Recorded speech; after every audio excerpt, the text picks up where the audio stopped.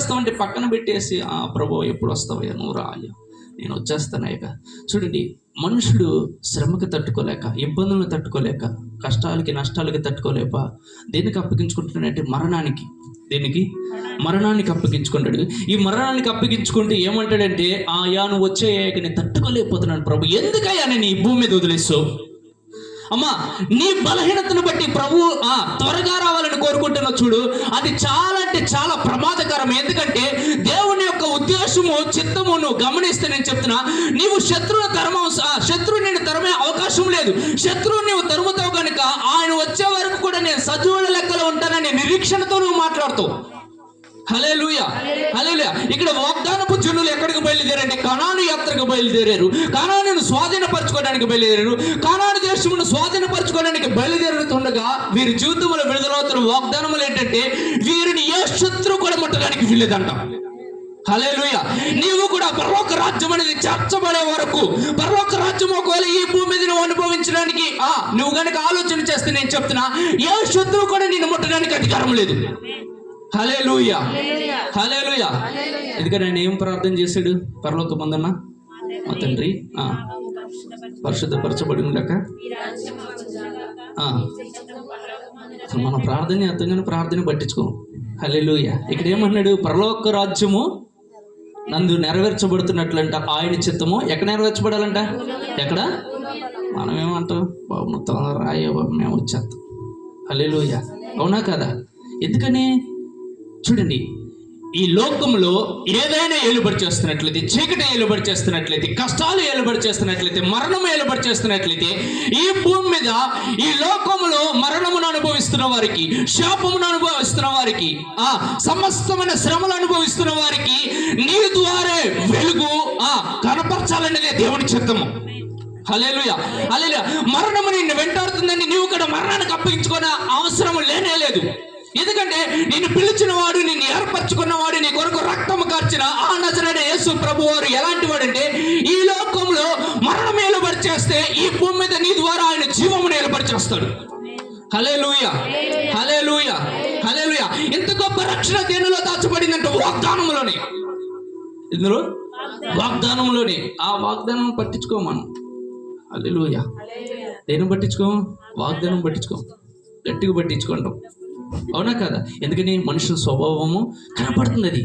అమ్మా, నేను ఒక మాట చెప్పనా, ఈ లోకయాత్రలో, ఈ విశ్వాస యాత్రలో నువ్వు శరీరంలో నుంచి హృదయంలోనికి పనిచేయమాకు. ఓకే? హృదయంలో నుంచి శరీర రూపంగా నువ్వు మార్చబడి పనిచేయడానికి సిద్ధపడు. హల్లెలూయా. అనగా ఆత్మచేత ఈ భూమి మీద నువ్వు నడవడం ఆరంభించాలి. హల్లెలూయా. ఎందుకని? ఆత్మచేత నువ్వు నడిపింపబడితే ఏ శత్రువుకు నేను ముట్టడానికి వీలేదు. హల్లెలూయా. ఇంకేమన్నాడు? చదవండి, కింద వచ్చిన వాళ్ళు చదవండి. ఆయన ఎవరినైనాను వారికి పైన వచ్చిన చదవండి మరో ఒకసారి. నేను అభిషేకించిన వారిని ముట్టకూడదని ప్రవక్తలకు కీడు చేయకూడదు. ఏం చేయకూడదంట? అసలు కీడు కాడ రావడానికి వీల్లేదంట. హల్లెలూయా. ఏం రావడానికి? ఏ తప్పు చేసిందో ఏంటో నాక, ఏ కీడు వచ్చిందో నాకు తెలియదు. ఆ నిమ్మకాయ తొక్కానో లేదట, అదేందో తొక్కానో నాకు తెలియదు అక్క. అప్పటి నుంచి పెద్ద కీడు వచ్చేసింది అక్క.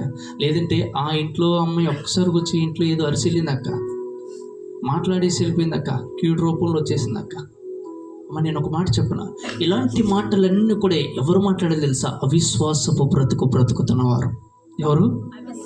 విశ్వాసం యొక్క మాటలు ఎలాంటివి అంటే, మరణం ఉన్న దగ్గర జీవాన్ని మాట్లాడతారు. హల్లెలూయా. శాపం ఉన్న దగ్గర ఆశీర్వాదాన్ని మాట్లాడతారు. హల్లెలూయా, హల్లెలూయా. శ్రమలు ఉన్న దగ్గర సంతోషాన్ని మాట్లాడతారు. హల్లెలూయా. నేను ఒక మాట చెప్పనా, దేవుడు ఆయన మాట్లాడినప్పుడు ఏ విధంగా అయితే సృష్టి నిర్మింపబడిందో, నీవు మాట్లాడితే కూడా నీ జీవితంలో ప్రతిదీ కూడా సృష్టింపబడుతుంది. హల్లెలూయా. ఎంతమందికి అర్థమైంది నా మాట? అర్థమైందా? అమ్మో, అసలు నోట్లో నోరేయకూడదు అక్క. నోరేస్తే ఇంకేమైనా ఉందా? మా బ్రతికేమనే పాడైపోతుంది అంటారా? ఎందుకని? మాటలు అంత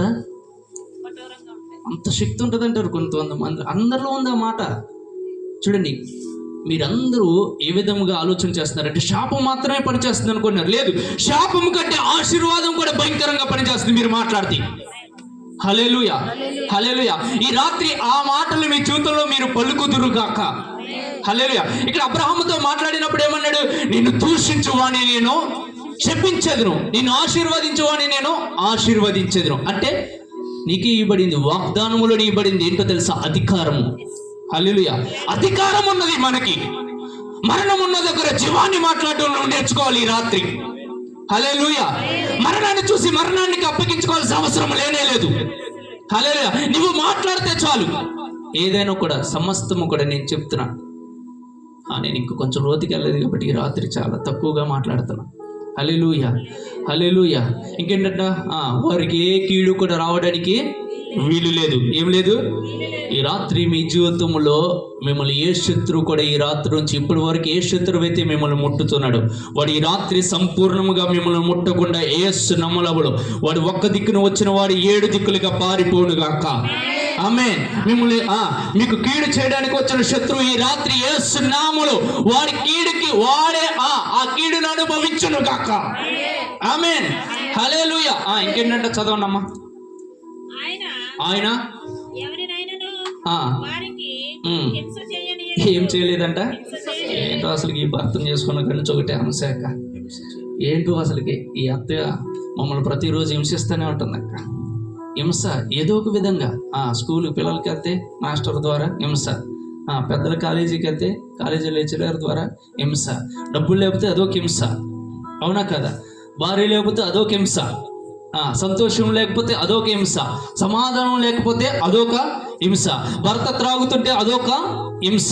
ఏదో విధముగా ప్రతి దినము కూడా అపవాది ఏ విధంగా పనిచేస్తాడంటే హింసించడానికే ప్రయత్నం చేస్తాడు. అవునా కదా?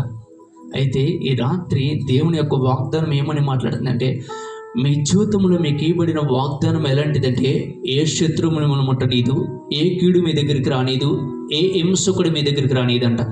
హల్లెలూయా, హల్లెలూయా. ఇదంతా ఎక్కడుంది? మీరు దాసేశారు చూడండి బైబిల్ గ్రంథంలో. ఆ చివరి ఎక్కడో పెట్టేసి, లేదంటే ఇంట్లో ఎక్కడో మూల పడేస్తారు చూడండి. ప్రతి సంవత్సరం తీసుకున్న వాగ్దానాలు ఆ వాగ్దానాల్లోనే ఉన్నాయి ఈ రక్షణ అంతా. హల్లెలూయా, హల్లెలూయా, హల్లెలూయా. ఇంకేంటంటే చదవనమ్మా. అబ్బబ్బా, ఏం చేశాడంట ఆయన? ఏ ప్రభుత్వాలైతే మిమ్మల్ని ఏలుపరిచేస్తున్నాయో, ఏ రాజ్యులైతే మిమ్మల్ని ఏలుపరిచేస్తున్నారు, లేదంటే ఏ శత్రువు అయితే మిమ్మల్ని ఏలుపరిచేస్తున్నాడు, ఆ శత్రువునికి ఆయన ఏం ఆజ్ఞిస్తాడు తెలుసా? వారిని ఏలుపరిచడానికి వీలేదు. ఎందుకో తెలుసా? వారే మిమ్మల్ని ఏలుపరిచడానికి నేను సృష్టించాను. హల్లెలూయా. ఎవరిని సృష్టించింది? మనల్ని. ఎవరిని? మనల్ని. హల్లెలూయా. రాజులని ఆయన భయపెట్టాడు.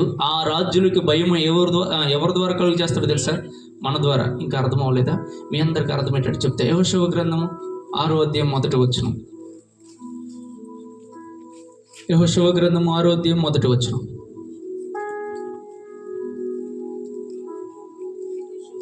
యెహోషువ గ్రంథము 6వ అధ్యాయం 1వ వచనం. ఆ కాలమున ఇశ్రాయేలుల భయము చేత. ఇక్కడ దేవుడు భయం చేత. ఎవరు భయం చేత? ఇశ్రాయేలు భయం చేత. ఎవరు భయం చేత? ఎవరు ఇశ్రాయేలు? వాగ్దాన వారసులు. ఎవరు? వాగ్దాన వారసులు బయలుదేరి వెళుచుండగంట ఎరుకో కోట గుమ్మములు అంటే ఏమైందంట? మూసుకున్నారంట. ఏం చేశారు? మూసివేశారు. అమ్మ చాలు చాలు, ఇక్కడ ఆ ఒక్క మాట చాలు. మీరు ఎప్పుడైనా లాక్డౌన్ అనుభవించారా? అనుభవించారు. మనకు తెలియదు లాక్డౌన్. అవునా? ఎక్కడి నుంచి అటు వెళ్తాకి లేదు, అక్కడి నుంచి ఇటు వస్తాకి లేదంటే వచ్చిన. చాలా జాగ్రత్తగా చదవండి పైనుంచి. ఆ కాలమున భయము చేత వెలుపలకు పోకుండాను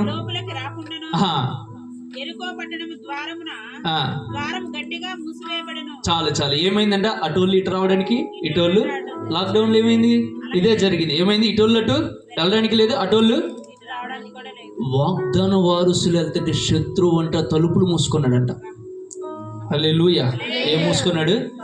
తలుపులు. నిన్ను హింసిస్తున్న శత్రువు వాగ్దానం కట్టుకుని కనుక నువ్వు నడిస్తే నువ్వు నశింప చేయవలసిన వాడికి వాడే తలుపులు వేసుకుంటాడు. హల్లెలూయా, హల్లెలూయా. వాగ్దానంలో దాచబడిన ఆశీర్వాదాలు ఇవన్నీ. హల్లెలూయా. వాగ్దానం అంటే ఆషామాష వంటిది కాదు. సంవత్సరమునికి ఒకసారి తీసుకుని పక్కన పెట్టేటువంటి ఏంటిది ఇది? మనం తీసుకుని కొంతమందికి ఏమి ఇస్తాం? గ్రీటింగ్స్ ఇస్తాం చూడండి. అలా తీసేసుకుని బ్రతికేస్తున్నాం. అలాంటిది కాదు. వాగ్దానం అనేది చాలా శక్తివంతమైనది. వాగ్దానం అనేది రక్షణతో కూడినది. వాగ్దానం అనేది అధికారంతో కూడినది. వాగ్దానం అనేది శత్రువుకి నిద్ర అనేది లేకుండా చేసేది. హల్లెలూయా. శత్రువుకి నిద్ర పట్టదు. వాగ్దాన పుత్రులు వస్తాయి. హల్లెలూయా, హల్లెలూయా. ఆ శత్రువు మన నిద్ర లేకుండా చేస్తున్నాడు, కానీ నీవే నిద్ర లేకుండా చేయాలి. ఎవరికి? శత్రువుకి. అమ్మ కొంచెం మా ప్రసంగాలు చాలా డిఫరెంట్గా ఉంటే మారు మనసు పొందు కొంచెం మా వల్ల కాదు. దేవుడు అనుగ్రహించిన జ్ఞానం ఎలాంటిదంటే, దేవుడు ఎలాంటి వాడంటే ఆయన ప్రేమ స్వరూపి అయి ఉన్నాడు. ఆయన ప్రేమ చేత మనకి అధికారాన్ని అనుగ్రహించాడు. చూడండి, మీ పిల్లోడు ఎవరైనా ఉన్నారనుకోండి, మీ సొంత పిల్లలు పక్కింటి వచ్చేసి ప్రతిరోజు అని కొడతా ఉన్నారనుకో, మీరు ఒప్పుకుంటారా? అసలు ఒప్పుకుంటారా? ఇక మామూలుగా ఉండదు. అవునా కాదా? నా దేవుడు నిన్ను సృష్టించి నీ కొరకు రక్తం కార్చిన దేవుడు నిన్ను ప్రతిరోజు కూడా అపవాది అణిచివేస్తుంటే ఏ విధంగా తట్టుకుంటాడు? హల్లెలూయా. ఆయన ఎలాంటి వాడు తెలుసా? ఓకే, తంతునాడా నువ్వు ఎగురుదని అంటాడు. హల్లెలూయా, హల్లెలూయా. శత్రువుని నేను చెప్పనా, నశింప చేస్తున్న వాడిని నాశనం చేయడానికి నువ్వు సృజింపబడిన దానివి. హల్లెలూయా, హల్లెలూయా. ఇక్కడ ఏంటంట, కాలములు. ఆ కాలములు అంటే ఏ పట్టణం మూసుకున్నారు?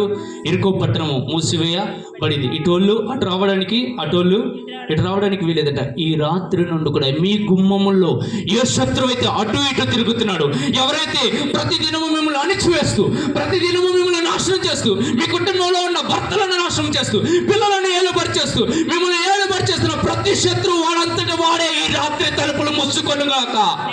ఆమేన్, హల్లెలూయా. ఎందుకంటే మీరు ఎవరంటే అబ్రహాము యొక్క వారసులు, అబ్రహామునికి ఇచ్చిన వాగ్దానమునకు వారసులు అయినారు. కాబట్టి మీ మీద వాగ్దాన ఫలం అనేది అది రక్షణ రూపంగా పనిచేయాల్సిందే. హల్లెలూయా, హల్లెలూయా. మరలా వెళ్ళిపోదాం అక్కడికి. ఎక్కడికి వెళ్దాం ఈసారి? 105వ అధ్యాయం 37వ వచనం కానించి, 37వ వచనం కానించి, కీర్తన గ్రంథము 105వ అధ్యాయము.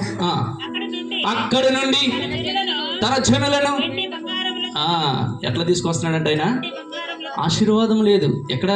ఐగుప్తు దేశంలో ఆశీర్వాదం అనేది వీరిలో లేదు, కానీ రిటర్న్ ఎట్లా వస్తున్నారు తెలుసా? వీళ్ళు వెండి బంగారముల చేత వస్తున్నారట.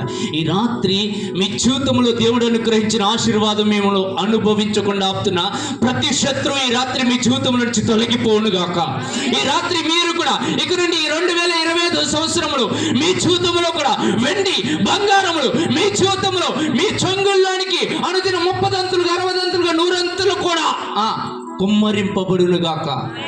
ఆమేన్, హల్లెలూయా, హల్లెలూయా. ఎట్లా వస్తున్నారండి వీళ్ళు? వాగ్దాన పుత్రులు. ఎవరమ్మా? నేను ఒక మాట చెప్పనా, చాలా మంది కూడా డబ్బులు, చాలా ధనం ఉంటే మనం పరలోక రాజ్యం వెళ్ళం, ఇవి ఉన్నాయి కదా కొన్ని మాటలు. ఇంకా కొంచెం కుదిరితే రేపు దేవుని చిత్తమైతే ఇవన్నీ కూడా కొంచెం లోతుకెళ్ళి మాట్లాడడానికి మేము ప్రయత్నం చేస్తాము. అయితే వాగ్దానపూర్వకం వచ్చిన ఆశీర్వాదము సత్యవంతమైనది. హల్లెలూయా. ఎలాంటిది? అది మనల్ని పరలోక రాజ్యం నడిపిస్తుంది. ఎక్కడికి నడిపిస్తుంది? ఎందుకని? అబ్రహాము వెళ్ళాడు, ఇస్సాకు వెళ్ళాడు, యాకోబు వెళ్ళాడు, యోసేపు వెళ్ళాడు. ఎలాగెళ్ళారు? వాగ్దాన రూపకంగా వచ్చిన ఆశీర్వాదాన్ని బట్టి. హల్లెలూయా. మన జీవితంలో కూడా మనము కూడా వెళ్ళగలము. మన దగ్గర 100 కోట్లు 1000 కోట్లు రూపాయి ఉన్నా కూడా వెళ్ళగలం. కానీ అది ఎలాంటి స్థితి అంటే మనం వాగ్దానాన్ని అనుభవించని స్థితి. హల్లెలూయా. అదే 1000 కోట్లు ఉన్నా కూడా మనం వెళ్ళగలం. ఎలాంటిదంటే అలాంటి ఆశీర్వాదము అబ్రహాము యొక్క ఆశీర్వాదం. ఏంటిదమ్మా? అబ్రహాము యొక్క ఆశీర్వాదం. ఇక్కడేంటి? వెండి బంగారములు చేతవారు. చదవమ్మా. అక్కడి నుండి తన జనులను వెండి బంగారములతో వారి గోత్రములలో అస్సలకి ఏమన్నా ఉందన్నమాట. మీ అందరికి అర్థమైందా? ఇక్కడ ఎంత బాగుంది తెలుసా మాట. అసలుకి ఏమన్నాడు? నిస్సత్తువు అంటే బలహీనత అనేవాడు ఒక్కడు కూడా లేడంటే. ఎక్కడ?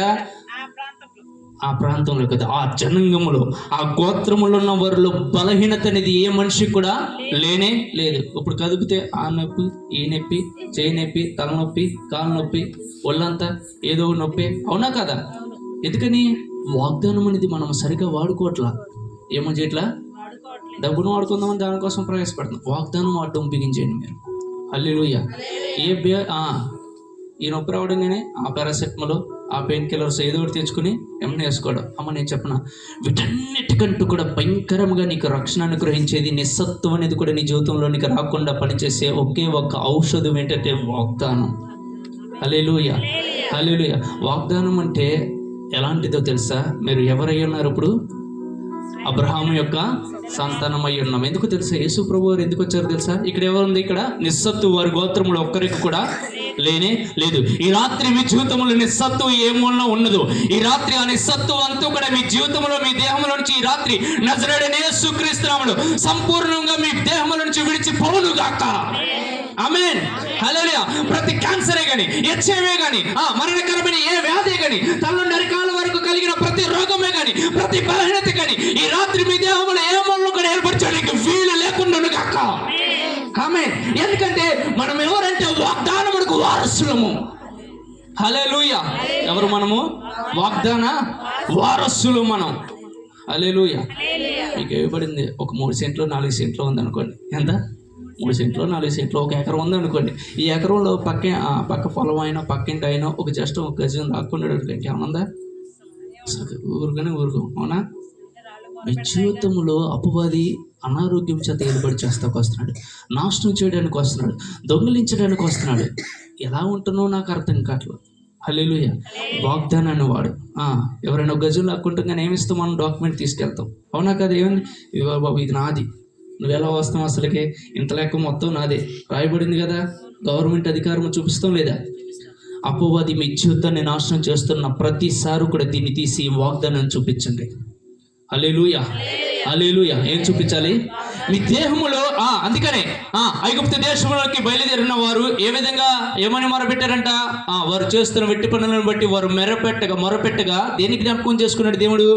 అబ్రహామును, ఇస్సాకును, యాకోబులతో చేసిన నిబంధనను, లేదంటే వాగ్దానములను.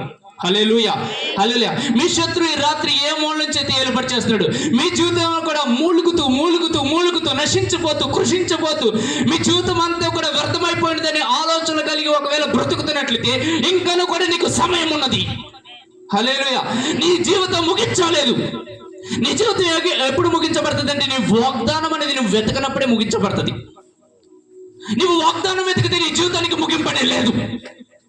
హల్లెలూయా, హల్లెలూయా, హల్లెలూయా, హల్లెలూయా. గలతీయులకు రాసిన పత్రిక 3వ అధ్యాయము చివరి వచనం. గలతీయులకు రాసిన పత్రిక 3వ అధ్యాయము చివరి వచనం. గలతీయులకు రాసిన పత్రిక మీరు 29వ వచనం. మీరు క్రీస్తు సంబంధులైతే ఆ పక్షమందు అబ్బా, ఏం ప్రకారం అంట? వాగ్దాన ప్రకారం. ఇప్పుడు ఎవరి సంబంధులు? మనం క్రీస్తు సంబంధులు. అవునా? క్రీస్తు సంబంధాలుగా మార్చబడిన మనం దేనికి వారసులమంట? అబ్రహాము యొక్క వాగ్దానమునకు మనము. అంటే అబ్రహాము యొక్క వాగ్దానమును పట్టుకుని నడుస్తున్న ఐగుప్తు దేశం నుంచి బయటకు వచ్చిన వారి మీద ఏ రక్షణ అయితే పనిచేసిందో అదే రక్షణ మన మీద పనిచేయాలనేది యేసు ప్రభు వారి యొక్క చిత్తమైనది కనుక ఆయన నీ కొరకు క్రయోదనముగా మార్చబడిన దినమున ఆయన నేను ఏ విధముగా మార్చాడంటే అబ్రహాము యొక్క వారసులుగా మనల్ని మార్చేశాడు. హల్లెలూయా, హల్లెలూయా. అమ్మా, ఎంత గొప్ప రక్షణ దాచబడిందంటే నీ మీద నీవు కూడా తట్టుకోలేవు. హల్లెలూయా, హల్లెలూయా. ఇక నుండి ఇవన్నీ వాగ్దానాలు జ్ఞాపకం చేసుకోవాలి. ఏమిటి? ఎన్ని చెప్పుకుంటొచ్చు? వారిని ఎవ్వరు కూడా ముట్టడానికి వీల్లేదు, వారికి హింస కలగడానికి వీలు లేదు, వారికి కీడు రావడానికి వీలు లేదు. ఆ రాజ్యము నుంచి ఈ రాజ్యము, లేదంటే అకస్మాత్తుగా జరిగిపోతే ఏంటి? మరణాలు. ఏంటిదమ్మా? మరణం అనేది అకస్మాత్తుగా వచ్చేస్తుంది కదా. అలాంటిది రావడానికి వీలు లేదంట. అలాంటిది రావడానికి వీలేదు. అలాంటిది ఎవరికి వస్తుందంటే నిరీక్షణ లేని వారికి, దేవుని యొక్క వాగ్దానం పట్టుకోకుండా జీవిస్తున్న వారికి. హల్లెలూయా. దేవుని యొక్క వాగ్దానం ఎలాంటిదంటే నిన్ను రక్షిస్తుంది, నీకున్న కుటుంబీకులందరూ కూడా రక్షణలోనికి నడిపించి రక్షిస్తుంది. హల్లెలూయా, హల్లెలూయా. మనం ఎవరి సంబంధం? ఇప్పుడు క్రీస్తు సంబంధము. క్రీస్తు సంబంధం అయితే ఆ పక్షమున మనము అబ్రహాము యొక్క వాగ్దానమునకు ఏమై ఉన్నామంట? అబ్రహాము యొక్క వాగ్దానమునకు వారసులమై ఉన్నాం. హల్లెలూయా, హల్లెలూయా. ఎంతమంది సంతోషంగా ఉంది? సంతోషంగా ఉందనా? సంతోషంగా ఉన్నవారు ఒకసారి గట్టిగా హల్లెలూయా చెప్పండి. హల్లెలూయా, హల్లెలూయా. మనం ఎవరు అంటే ఇప్పుడు అబ్రహాము యొక్క సంతానము. హల్లెలూయా. లోక సువార్త 13వ అధ్యాయము 16వ వచనం. లోక సువార్త 13వ అధ్యాయం 16వ వచనం. ఇదిగో 18 ఏండ్ల నుండి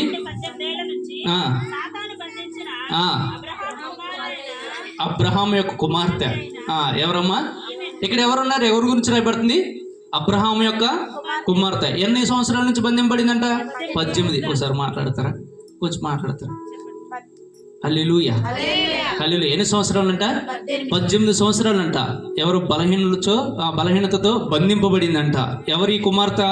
అబ్రహాము యొక్క కుమార్తె.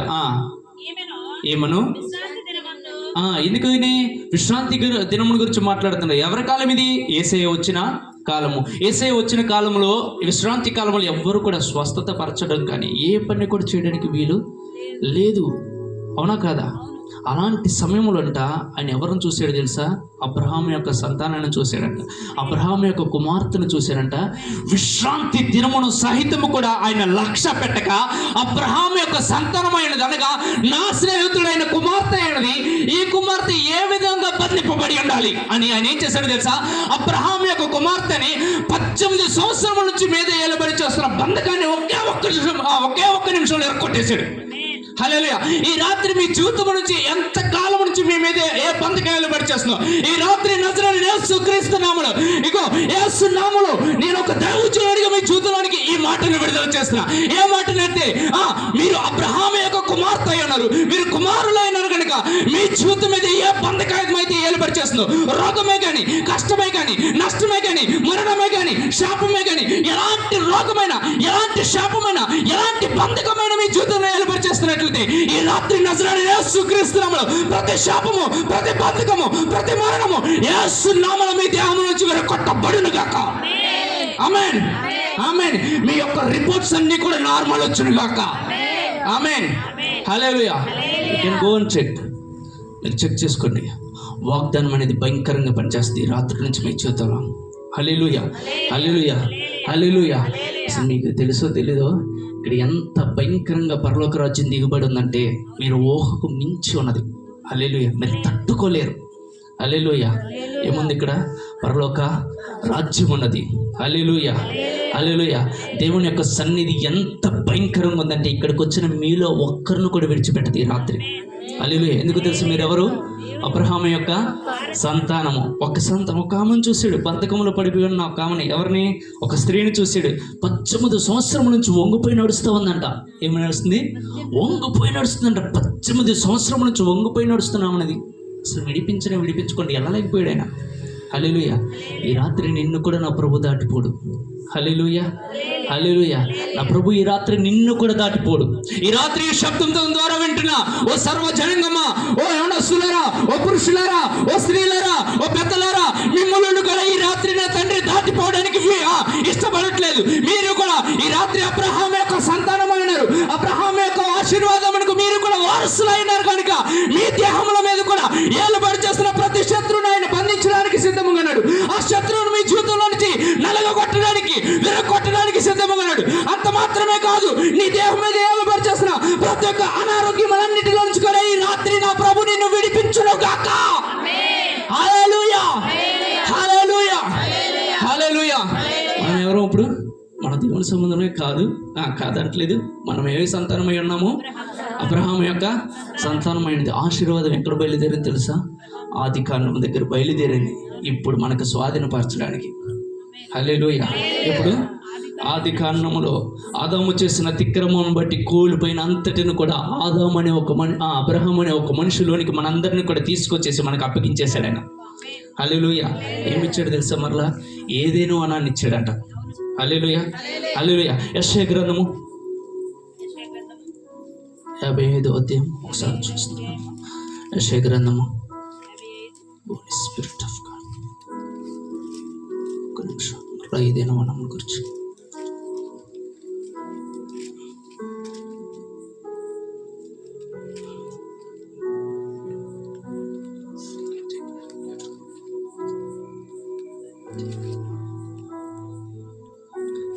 చూడండి అమ్మ. 51వ అధ్యాయము 3వ వచనం కానించి, ఫస్ట్ వచనం కానీ చదవండి. మొదటి వచనం కానించి, లేదంటే 2వ వచనం కానీ చదవండి అమ్మ ఒకసారి. 51వ అధ్యాయము 2వ వచనం కానీ చదవండి. ఏ సంతతి? అబ్రహాము సంతతి. ఏ సంతతి అంట? ఒకసారి చెప్తారా? ఏ సంతతి? అబ్రహాము యొక్క సంతతి. చదవండి అమ్మా. ఆలోచించుడి.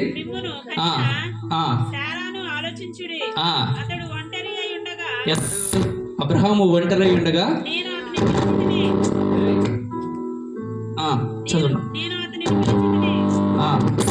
అతనిని ఆశీర్వదించి అతను ఆశీర్వదించి అతనిని పెక్కుమంది అగునట్లు చేసి తిని అతని పెంకుమంది అగినట్లు చేసి తిని సియోనును ఆదరించుచున్నాడు. అనగా ఎవరిని? మనలను. ఈ రాత్రి సుంకుళ్ళు గ్రామస్తులందరిని కూడా ఆదరిస్తాడు. ఏ విధంగా తెలుసా? చెప్పండి అమ్మ, చదవండి.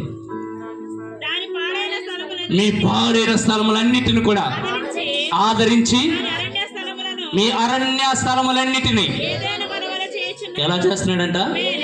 ఏదేను వనము వలె. ఏ వనము? ఆదాము చేసిన అతిక్రమం బట్టి ఏదేను వనములో నుంచి బయటకు వచ్చేసాము. మరలా అబ్రహాం యొక్క సంతతిలోనికి నేను తీసుకొచ్చి మరలా ఆ ఏదేను వనంలోనికి నడిపించేస్తున్నాడు ఆయన. హల్లెలూయా, హల్లెలూయా. ఏ విధంగా చేశాడంట? ఏదేను వనంలోనికి మనల్ని నడిపించాడంట. మీ పాడైన స్థలాలన్నీ కూడా ఈ రాత్రి సంపూర్ణంగా బాగుపరచబడును గాక. మీ పాడైన స్థలములన్నీ కూడా ఈ రాత్రి ఏదేను వనముగా మరలా మార్చబడును గాక. ఆమేన్. అందుకే నేను పైన ఏమన్నాడు? అబ్రహాం యొక్క సంగతిని గురించి ఒకసారి ఆలోచన చేయండి. హల్లెలూయా అంటున్నాడా లేదా? ఎందుకని? అబ్రహాం యొక్క సంతానముగా మనం మార్చబడుతున్నామని ముందుగానే రాయబడుతుంది. హల్లెలూయా, హల్లెలూయా, హల్లెలూయా. ఏమి ఇవ్వబడింది మనకి? ఏదైనా వనము. హల్లెలూయా. నువ్వు నిరభ్యంతరముగా తినవచ్చు ఏ ఫలమైనా. హల్లెలూయా. ఏదైనా వనంలోనిగా శపింపబడి బయటకు వచ్చింది. మరలా అబ్రహామును బట్టి మరలా మనం అందరం కూడా ఏదైనా వనంలోనికి వచ్చేసాం. హల్లెలూయా. You cannot stop. మీరు ఆపలేని ఆశీర్వాదం మీ మీద దాచబడింది. హల్లెలూయా, హల్లెలూయా, హల్లెలూయా. అమ్మ, నువ్వు ఆశీర్వాదం లేని వాణిని సైతం కూడా ఆశీర్వదించగలిగిన గొప్ప ఆశీర్వచనం మీ జీవితంలోనికి అబ్రహామును బట్టి ఇవ్వబడింది. హల్లెలూయా. అంటే ఈ మాట మీకు అందరికి అర్థమైందో లేదో? ఒకవేళ నిన్ను ఎదుర్కోవడానికి అడుక్కునేవాడిగా ఎవరైనా వచ్చాడనుకుని మిమ్మల్ని కలుసుకున్న తర్వాత వాడు ఎంత మాత్రము కూడా అడుక్కునేవాడిగా వెళ్ళడానికి వీలేదు. హల్లెలూయా. ఎలాగ వెళ్ళాలి? సమృద్ధితో వెళ్ళాలి. అసలు కష్టమయ్యా బాబు అసలుకి. అవునా కదా? మనమేంటి పుచ్చుకునే టైపు, ఇచ్చే టైపా? కానీ నీ యొక్క బీజం ఎలాంటిదంటే ఇచ్చే గుణము. హల్లెలూయా, హల్లెలూయా. నీ గుణము పుచ్చుకునే గుణము కాదు. హల్లెలూయా. నీకు ఇవ్వబడిన బీజము అబ్రహాము యొక్క వారసత్వమును బట్టి నీకు ఇచ్చిన గుణం ఎలాంటిదంటే ఇచ్చే గుణము. హల్లెలూయా, హల్లెలూయా. లేని వాని సైతము కూడా ఒకే ఒక్క దినములో నీవు ఆశీర్వదించగలిగిన గొప్ప ఆశీర్వచనమునకు నేను వారసుడిగా మార్చాడు ఆయన. హల్లెలూయా. ఎంతమందికి అర్థమైంది? అర్థమైందా? హల్లెలూయా, హల్లెలూయా. ఇంకా చెప్పమంటారా? హల్లెలూయా, హల్లెలూయా. దేనిలోనికి వచ్చాము మనము? అబ్రహాము యొక్క ఏదైనా వనంలోనికి వచ్చేది. ఎందును బట్టి? అబ్రహాము యొక్క వారసత్వం బట్టి. ఒకసారి జ్ఞాపకం చేసుకుని వచ్చేద్దాము. ఆది కాండములో ఆదాము చేత ఇవ్వబడిన వాగ్దానం అంతటిలో నుంచి మనము బయటకు వచ్చిన తర్వాత దేవుడు అబ్రహామును ఎన్నుకుని అబ్రహాముతో ఆ యొక్క వాగ్దానంలోనికి మరలా మనల్ని తీసుకురావడానికి ఆ వాగ్దానంలో కొన్ని సాదృశ్యాలను చూపిస్తూ, వాగ్దానం అనేది ఆశ వంటిది కాదయ్యా, అందరూ ఆ వాగ్దానాన్ని పక్కన పెట్టేస్తారు. అయితే వాగ్దానం ఎలాంటిది అనేది ఐగుప్తు దేశంలో నుంచి కానాను దేశంలోనికి వెళ్తున్న ఇజ్రాయేల్ పక్షమున ఆయన చూపిస్తూ నేటి వరకు కూడా దాన్ని మనకి సాదృశ్యముగా చూపిస్తూనే ఉన్నాడు. ఏ విధంగా వచ్చాడంట? వాగ్దానం ఏ విధంగా రక్షణ ఇచ్చిందంట? శత్రువు వాడంతటి వాడే తలుపు మూసుకోవాలి. ఏం వేసుకోవాలి? వాడంతటా వాడే తలుపు మూసుకోవాలి. ఏ శత్రువు కూడా మనల్ని ముట్టడానికి వీలు లేదు. ఏ కీడు కూడా మన దగ్గరికి రావడానికి వీలు లేదు. ఏ హింస మన దగ్గరికి రావడానికి వీలు లేదు. రాజులను సైతము కూడా ఆయన భయపెడతాడు, గద్దిస్తాడు. హల్లెలూయా. ఇంకేంటంట? వెండి బంగారములు మన దగ్గరికి వస్తాయి. ఇంకేంటంట? నిస్సత్తువ అనేది ఒక్కడిలో కూడా ఉండడానికి వీలేదండి. ఇన్ని వరాలు ఉన్నాయి. హల్లెలూయా, హల్లెలూయా. ఇవన్నీ కూడా ఆశీర్వచనాలే. హల్లెలూయా. ఎంత గొప్ప రక్షణను నువ్వు నిర్లక్ష్యం చేసిన ఎడలి ఎలాగ తప్పించుకుంటావు? హల్లెలూయా. ఇక నుండి మిమ్మల్ని చూసిన వాడు ఏమని చెప్పాలో తెలుసా? యెహోవా చేత ఆశీర్వదింపబడిన జనాంగము. హల్లెలూయా, హల్లెలూయా. ఆ విధముగా మీరందరూ కూడా మార్చబడుదురుగాక.